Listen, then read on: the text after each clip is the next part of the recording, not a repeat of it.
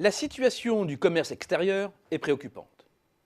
Selon les dernières données disponibles, les exportations ont chuté de plus de 750 millions d'euros en novembre. C'est le plus mauvais résultat de l'année 2013, ce qui nous ramène au niveau de septembre 2011. Mais le plus inquiétant n'est pas là. Non, le plus inquiétant, c'est l'orientation prise depuis plusieurs mois maintenant. Comme le montre la tendance sur 3 mois, le point de novembre s'inscrit dans un mouvement plus long d'érosion des exportations hexagonales commencé à l'été 2012 après une brève amélioration au printemps 2013. C'est d'autant plus décevant que ce nouveau recul s'établit dans un environnement de croissance et de demande internationale en progrès. Stabilisation et début de rebond des économies du Sud, consolidation de la demande intérieure allemande, confirmation de la reprise américaine et redécollage de l'économie nippone. Cette tendance à la baisse de nos exportations combine des effets volume et prix particulièrement marqués sur les marchés extra-européens depuis mai, sur fond de remontée de l'euro.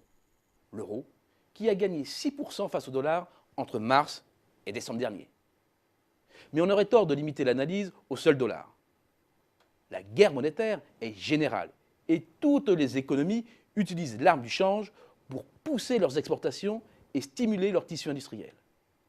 Pour bien mesurer cette perte de compétitivité change de la France, il faut analyser le taux de change réel effectif, un indicateur qui intègre à la fois la structure des échanges et l'évolution des prix. Un indicateur qui ne trompe pas sur le poids actuel de l'euro. Un indicateur qui s'est apprécié de 2% entre mars et décembre dernier. Pour un pays comme la France, où les exportations sont très sensibles à l'effet devise, la conséquence est double. D'abord, pour éviter d'être totalement hors concours sur les marchés extérieurs, nombre d'entreprises doivent comprimer leurs prix et jouent sur leurs marges. Alors que les taux semblaient se desserrer, une nouvelle dégradation se dessine au 3e trimestre 2013, avec un taux de marge au plus bas depuis le 4e trimestre 1985. Autrement dit, même pour les entreprises qui résistent, la rentabilité à l'exportation s'est fortement dégradée.